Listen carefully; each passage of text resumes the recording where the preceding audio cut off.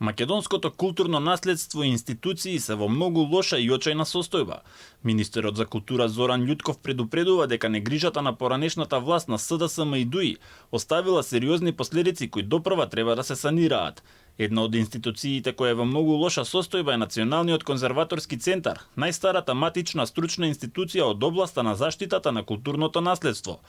Љутков вели дека низ годините таа е доведена до многу лоша состојба и од кадровски и од технички аспект. Важното е да кажеме дека состојбата е многу лоша, но разговаравме за изнаоѓање на решенија кои што во периодот што следи ќе мораме да ги донесеме. А тоа е да се обезбедат многу поголеми средства за работа и ќе мора да се донесат решенија за нови вработувања на стручен кадар кој што е апсолутно потребен во оваа институција.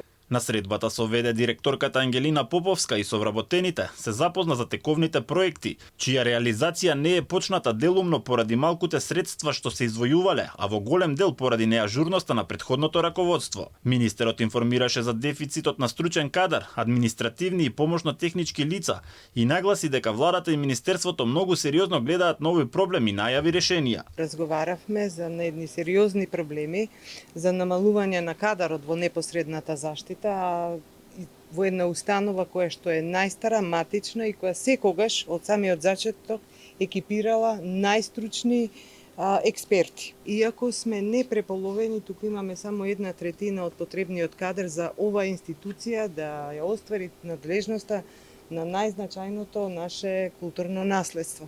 Од 2025 година вработените ќе се фокусираат на одредени проекти што ќе бидат затворени од прва до последна фаза. На тој начин министерот очекува дека ќе се реализираат голем број проекти. Следната година ќе се доделат средства што ќе бидат доволно за да се финализира проектот за конзервација и реставрација на црквата Успение на Пресвета Богородица во манастирскиот комплекс Матејче. На средбата стана збори за реставрација, санација и ревитализација на конакот во Лешочкиот манастир Свети Атанасије. Љутков се запозна и со релативно лошата состојба во која се наоѓа зградата, зашто најави дека следната година ќе бидат издвоени средства за надминување на ваквите затекнати состојби со објектот. Ова беше една од неговите редовни работни посети на македонските културни објекти. Претходно ги посети Музејот на Македонија Стариот Амам во Тетово, како и музејскиот комплекс во Охрид, кој претходната власт исто така ги остави во многу лоша состојба.